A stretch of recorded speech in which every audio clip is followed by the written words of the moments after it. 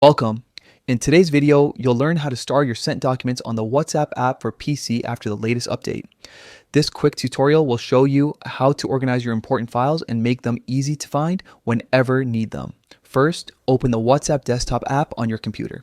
Once it's open, look at the left side of your screen. You'll see a few icons there. Click on the one that looks like a media icon. This section is where all your shared photos, videos, and documents are neatly organized. Next, select the Docs tab. Here you'll see all the documents you've either sent or received on WhatsApp. Take a moment to scroll and find the specific docs you want to work with. Now, look up at the top of the window and click on the sort icon. A small menu will appear. From there, choose You.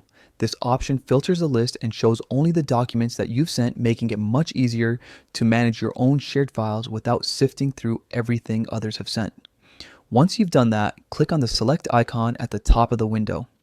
This will let you choose multiple documents at once. Simply click on all the documents you want to star, maybe your work reports, school files, or anything you want to quickly access later.